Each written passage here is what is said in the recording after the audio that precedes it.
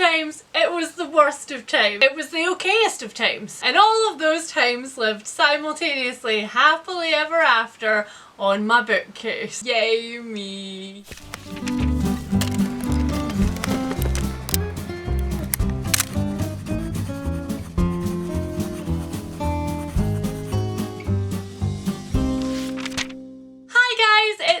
And welcome back to another video. On today's video, we are doing a little bit of catch-up homework. We're rolling it back down memory lane. We are filling in approximately 4 months worth of tops and bottoms, because today we are going to talk about the best and the worst books so far this year. But before we get into sprinkling copious amounts of joy on all of the vast fields of salt, I would first like to introduce you to the sponsors of today's video, Serious Readers.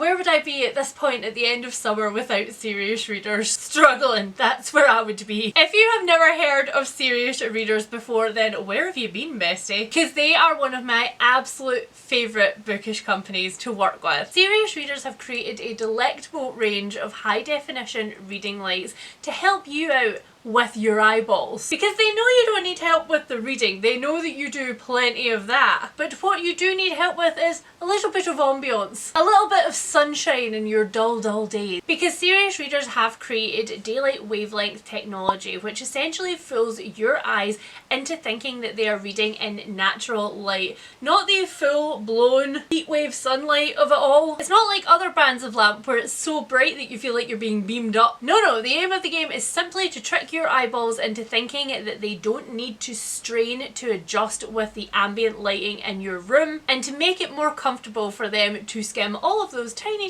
little words that you are cramming into your Kindle pages. You are anything like me and you are living through a heat wave, then you probably have all of your blinds and your curtains closed to keep in all of the cool air in your house, and in which case you probably haven't thought that reading in that dull soft light is really bad for your eyesight. So if you, like me, would like to invest as much as you can in the longevity of your eyesight, then use my code here on screen, WIN, that is WINN, and my link down below in the description box to get yourselves 150 human pounds off of a high definition reading light from Serious Readers today. And while you're at it, they're also throwing in free UK delivery. What a bargain. Alright then, partners, let's saddle on up, because I have a few books to give you some opinions on here today. Now, you guys might have noticed that there has been a little bit of a gap in tops and bottoms of late, and that is most simply because I'm a little bit soupy up here and a little bit of struggle bussy in here, and also a whole lot of slumpy over here. And while I am now doing my very best to construct myself a ladder to get out of that hole, I must admit that the digging of that hole has been several months long. I'm only now admitting that I'm in a slump, but that slump, ooh, that slump's been weeks. It's been slowly creeping up on me, and I've been doing all the regular things, you know, like self-medicating with TV shows, letting myself do all of my other silly little hobbies, but just nothing has worked. And so I have come to the conclusion that I just need to accept it. I'm in a reading slump, and my current feelings about reading is kind of colouring my feelings about all of the other books that have come before it.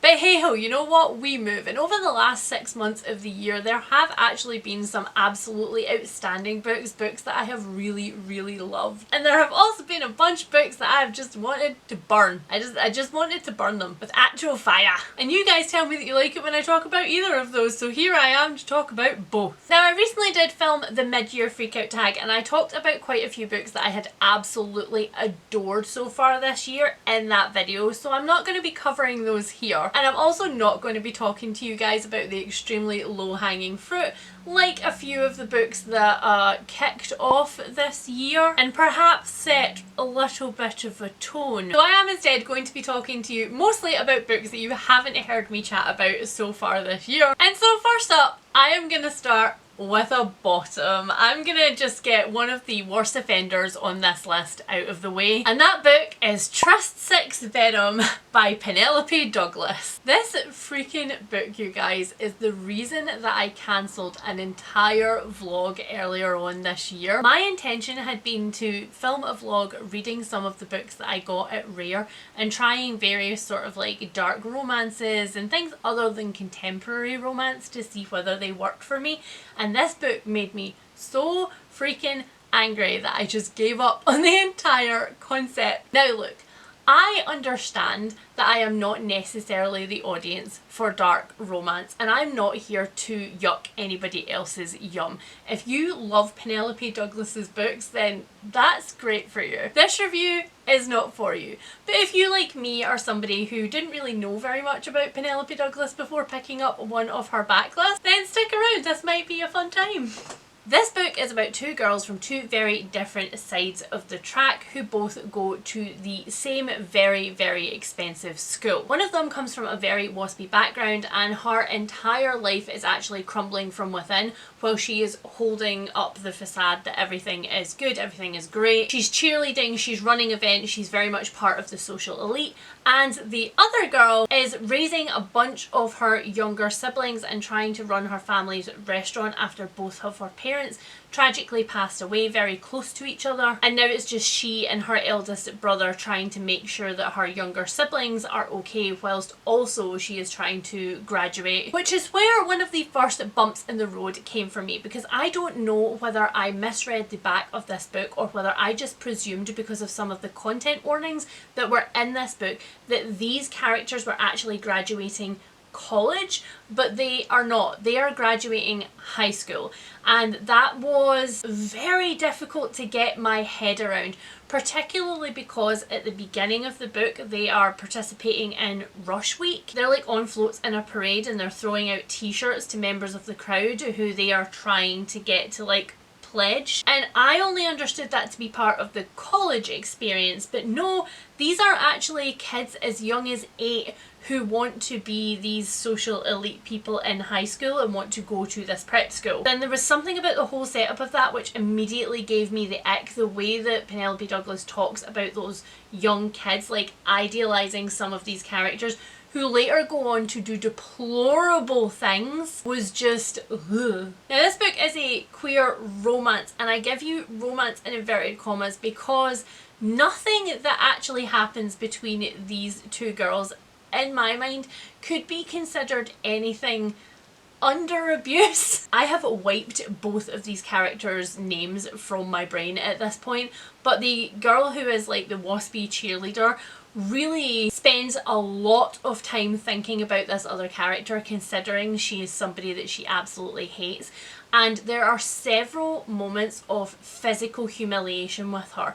She at one point takes her into a changing room, strips her down and circles places on her body with a marker that a plastic surgeon should really attend to make better. And she does it very much as a putting her in her place, making sure she keeps her mouth shut moment. And the entire time that this is happening, she is thinking about how much she would like to physically harm this character whilst also having sex with her. And that theme continues on throughout the entire first half of the book, with both of these girls being caught in this sort of weird I want to hurt you, I want to sleep with you dynamic, and it was super toxic. And I don't mean sort of like toxic in the way that people talk about Magnolia Parks as being toxic, where it's the same characters doing the same awful behaviours to each other over and over again, or even where you could talk about like a Gossip Girl kind of toxic, where there are several things that the characters do to each other in terms of like publicly humiliating them and stuff, which is not okay. This is literal physical incidents, and the kind of like imagining and taking pleasure from thinking about harming somebody both socially and physically to come out on top, and the pleasure that they're getting from that. On top of all of that, there's a massive undercurrent of fat phobia in this book. Skinny people are given more opportunities, skinny people are prioritised, skinny people are the only people worthy of time or attention, and that is driven home time and time again by the waspy main character's mum, who actually goes to her dress fittings, and although she is like a size nothing and a half, she still tears her down on what she's eating and how much weight she's put on. She sends her in a tailspin of making it a competition to lose more weight to get into a dress size smaller, just to spite her mum. So I think it was safe to say that this was my first and last try at a Penelope Douglas book, because now, having done a little bit more research on the author and the kinds of things that she standardly writes, I think that maybe I got off a little bit easy with Tris 6 Venom, maybe? But anyway, yes, that is one of the bottomiest bottoms on this list. Next up, let's talk about a book that I recently finished that I absolutely fell in love with, and I'm not going to drag it out for you guys at all because I'm so excited to talk to you about it. The book is called So Thrilled for You by Holly Bourne. Oh, the title of it just gives me so much joy. This is Holly Bourne's adult thriller debut, and I spotted it a few months before it came out and was like, that looks like fun. And it's either going to be the kind of throwaway thriller where you have a great time when you're reading it but then you probably don't think about it again after you've finished, or it's going to be one of the ones that hits my favourite shelves, and I am so pleased to say that it was the latter. It has absolutely cemented itself as staying on those shelves, and I will be pre-ordering any other thriller that Holly Bourne writes because this was so freaking good. And you're probably going to be a little bit shooketh at the premise of this book when I tell you about it because it does not sound like something that I would normally read. This book is about 4 separate girls who have known each other since university and have really followed each other through all of their ups and downs of life. They are all in very different places in their life because while one of them is having this baby shower and is literally about to pop, one of them just recently had a baby and is miserable. It is the worst experience of her life and she doesn't know how to tell anybody about it because they all think that she just looks so glamorous with her baby. One of them has planned this entire baby shower for her friends but has been going through IVF and other things for years and years and has not been able to fall pregnant. She, however, is pregnant now and she doesn't want to tell any of her friends because she doesn't want to overshadow this baby shower. And then the last friend on this weekend has just launched her brand new literary agency. She is child free, she has no intention of having children, and pretty much all of her friends at this point just think that she's massively selfish and rubbing her child free life in their faces. So when I say that this is not usually a book that I would read, it's because motherhood as a subject in this kind of way is not something that I'm usually that interested in. I do read a lot of books about like complicated female friendships and complicated like relationships between generations and twisty thrillers where the parents have like secrets and things like that, but I don't usually read much about motherhood in this context because it's just not something that I'm interested in. But I don't know, there was just something in my instincts that told me that picking this one up was going to be a good idea, and I was freaking right. And I was hoping that it was going to be one of those situations where I was going to get the complicated female friendships that I really like, where actually there's little resentments that have been bubbling under the surface, but everybody's sort of in their own trauma so much that nobody uses their words and they have to learn through the events to work out how to talk to each other. And I absolutely got that. That is completely the theme of this one. These girls love each other so much and there's absolutely no point in this book where I felt like it was like women pitted against women. It was more like they all wanted each other to be okay, but they were neglecting making themselves okay first. And that when they did resent each other, it was actually because there was something going on in their own life, something that they were lacking. And that was so interesting. But also it was funny, and I didn't expect it to be funny. I didn't expect those moments of like grief and desperation to be like so comical and so sarcastic in a few places, that even though bad things were happening and even though people felt awful and stuff, there was still a lift in there somewhere. I don't know, I just really liked the tone of this one. I've never read anything by Holly Bourne before and I didn't know what to expect, and this turned out to be pretty perfect for me. I of course cannot tell you what happens in the end, no spoilers here, but I was shocked. The ending was not something that I expected, and in a thriller that's quite nice. Like, I don't necessarily need there to be huge twists all the way through to like get me through the mystery, but there was like a big twist, like a big twist that I didn't see coming. And yeah, I absolutely loved this one. I read it so quickly, it absolutely shot to the top of my list, and it kind of gave me a little lift as well because as soon as I bought it, as soon as it became part of my like 60% that I had to read this year, I was like, I think I'm gonna love that one. And for the first time in quite a long time, my instincts were right on all the way through. So that kind of makes me a little bit hopeful that perhaps I actually do still have the knack of being able to pick myself great books. It's just that my vibes have been off the last little while. The next book that I have to talk about, which is one that is absolutely a bomb, is one that made me do because it is the last book in our trilogy, in which I am really sad to say my enjoyment kind of went down per book, and it is a trilogy that I have been talking about for years now, and that series is the Athena Club series by Theodora Goss.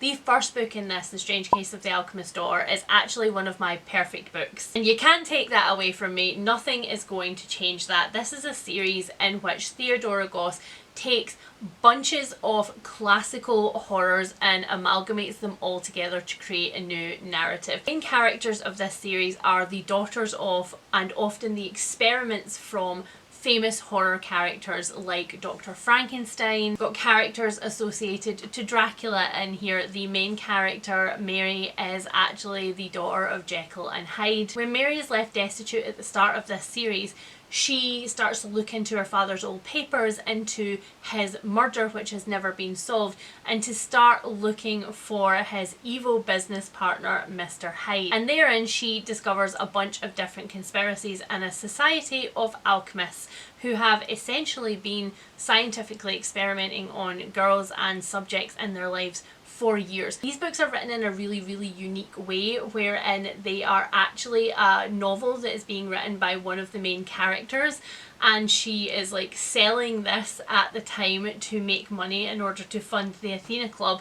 And as such, lots of the girls have discussions during the writing of this book, so you'll get a big bit of text that's like what actually happened, like you're reading like a normal book, and then you will get a section where the girls are like, actually that's not what happened, and why did you make me look like that, I didn't say that.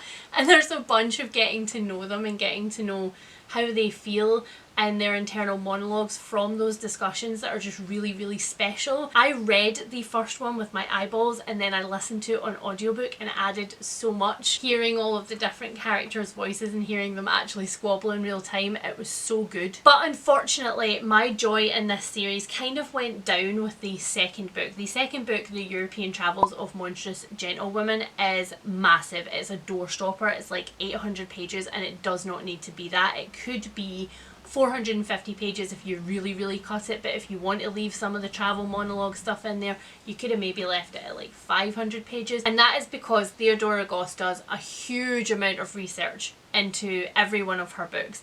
But unfortunately, all of the research then makes it into the book, like every single part of it. And so European Travels was literally about these characters getting around Europe at the time that this was written, which is Victorian times, and how single women would manage to do that on their own, what like it would be like to try and catch connecting trains, how many sleepovers you would have to do, sleeping on trains, different types, like automobiles were a new thing at the time, so like how you would then catch an automobile, stuff like that. And it was interesting, but it was interesting as like a vehicle literally to get them there. It was not interesting as a subject in and of itself, and I felt like the characters got diluted and the mystery got diluted because of so much information being crammed in. I think because of that, some things were rushed. The joy of it just wasn't there anymore. I didn't feel like the happiness of having these girls who had found each other and made this little found family there. The bickering in the pages just wasn't the same. It was missing a spark. I just feel like the entire pacing of the trilogy was just off a little bit. And I feel like if the whole thing had have existed like as a whole, and it had had a lot different of an editing style, then each of the books would have worked out to be just as thrilling as the last one. And while I am very, very glad that this is another series off of my series tracker, I am nevertheless like... But like other series that I have ended up either finishing or DNFing mid-series in the past, I will still read the first book in this series as a standalone again and again, and I won't stop telling people about it or suggesting that they pick it up. I will just start to do the same thing that I do with things like the Still House Lake series or the Rivers of London series, where I kind of caveat it by saying, but it went a place in the end that I didn't really enjoy, you might be different. Next up in my tops is a book that I never ever expected to pick up, let alone become so much of a book pusher for, especially because of the previous experience that I had had with another one of this author's books. So the book that I'm talking about is Mr. Loverman by Bernardine Evaristo. I tried Girl, Woman, Other several many years ago when it came out and was nominated for something. I can't remember what now. If you are new to my channel and my thoughts on big literary prizes, this is not the video to rant about that. Maybe I'll put that in a Stitch and Tea video in the future. But I do not really enjoy large prizes, mainly because of the way that people are nominated for them and that they are judged, and the amount of money that publishers have to expend in order to put people on those lists, which does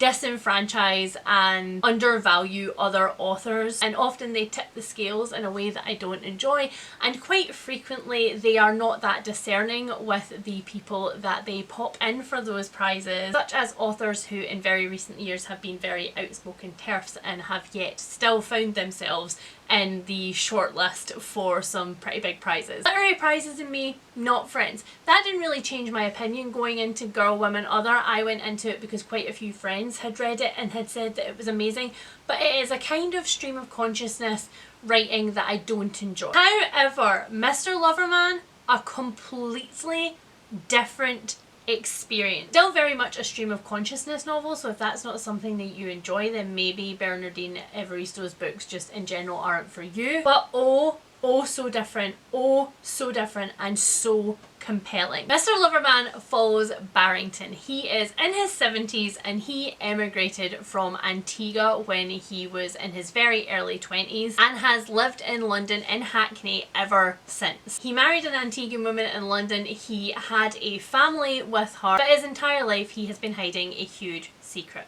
Barry is gay and he is in love with his best friend, and he has been in love with him since they lived together in Antigua, and for their entire lives they have been carrying on an affair behind both of their wives' backs. This book had me in pieces at various different points. Like, it deconstructed me, it built me back up again, and then it took me apart again. There were so many moments of hope, so many moments of thinking, oh, you're finally going to be able to get what you want.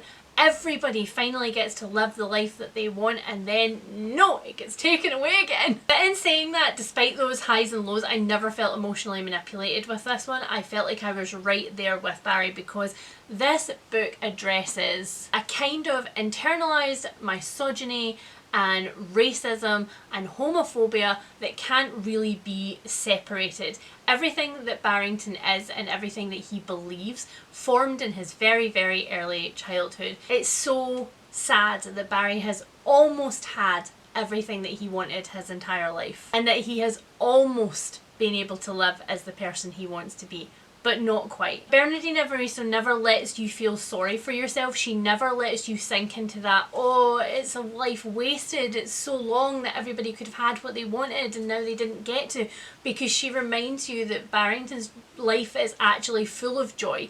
He has daughters that he absolutely loves. He loves his community in Hackney, and he has had Morris there with him for 60 years. They've been lovers for 60 years, even though it was not in the way that everybody wanted. And so she doesn't ever let you feel sorry for yourself, because she also doesn't really let Barry get away with feeling sorry for himself. But another thing that I think is just so clever about this is the way that she draws you into his narrative, because you very much start with the idea that, like, Barry is very hard done by, that Carmel is difficult to live with, that he's sacrificed so many things in order to be the person that he is. But then you start to understand Carmel's perspective, and the way that that is introduced, the way that it flips everything that you thought that you knew on its head, where you stop seeing this as just a beautiful forbidden love affair, and you also start to see it as how selfish the choice was, and how much Carmel has lost and has had to sacrifice to this relationship that she doesn't even know exists.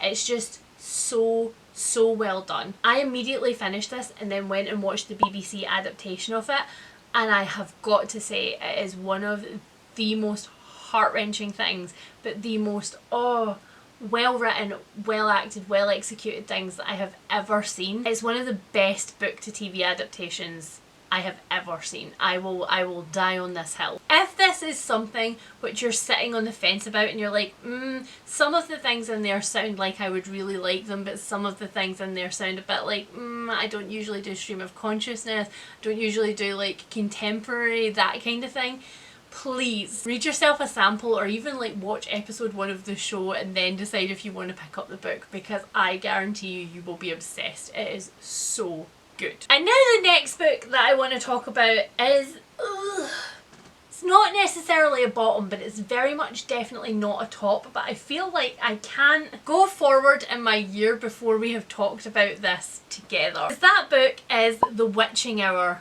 by Anne Rice. This is the first book in the Mayfair Witches series, which is 3 books long. They do get progressively smaller, but this first book is over 1,000 pages in paperback, so this is no small commitment. Now, I have read almost all of the Vampire Chronicles by Anne Rice, so I am aware of what Anne Rice does as a writer. So before I went into this one, the things that I was like that I know Anne Rice does as a writer that I enjoy are gothic, sweltering, cloying, creepy horror plots. Generational plots wherein all of the characters are connected to all of the other characters, and there are so many twists and so much lore woven in. And then also what I will call sort of like forbidden characters. There are a few vampires, for example, in the Vampire Chronicles who are very interesting and very dangerous individuals who you would never normally choose as a main character for anything, but who in the hands of Anne Rice feel so sinister and so compelling. So like those things were the things that I was looking forward to in the Mayfair Witches. But unfortunately what I got was a bundle of the other things that Anne Rice does that I absolutely freaking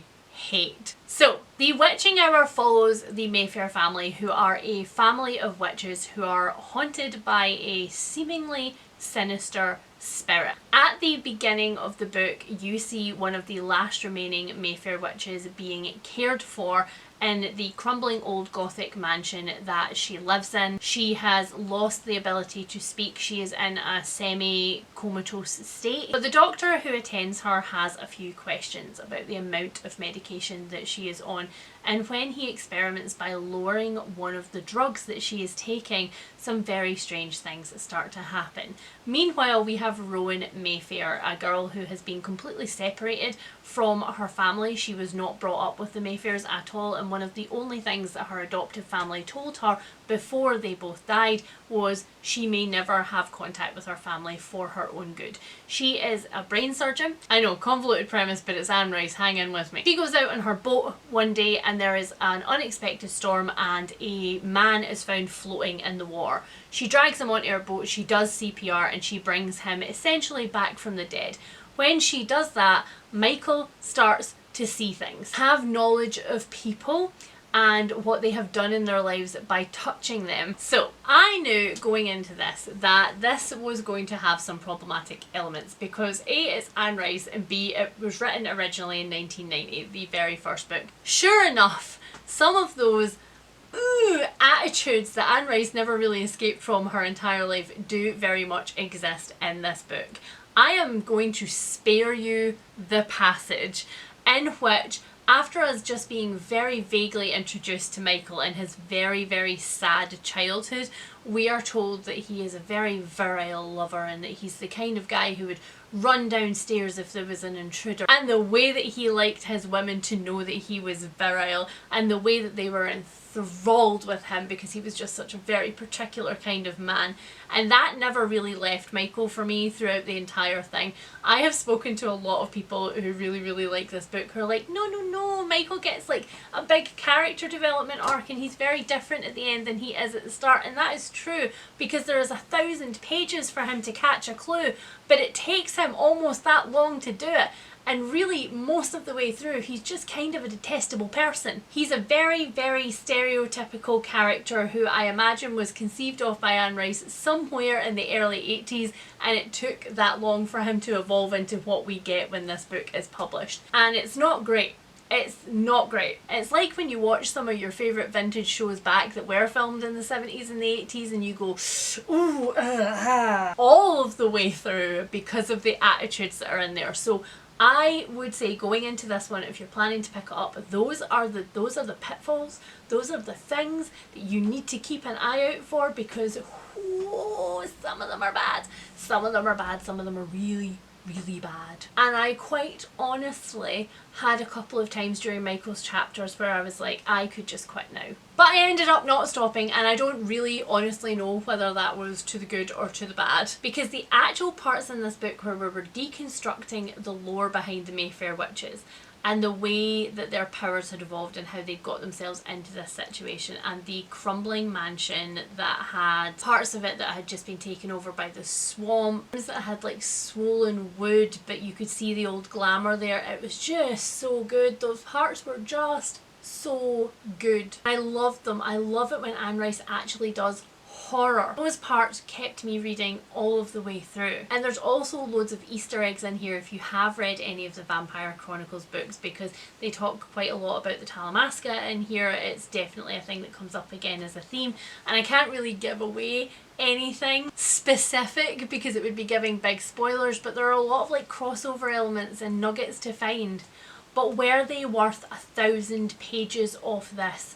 No, I don't really think so. However, that being said, did I read all of this book and now I am going to DNF the series and not read the other two? I don't know. And that's why it is here in Tops and Bottoms, because I don't know. I don't freaking know. I might stop here. I maybe will stop here. Doesn't feel like it's very good for me or my TBR if I continue, because I don't own the other two books, so like there's nothing really like pushing or compelling me to do it, but will I? Maybe.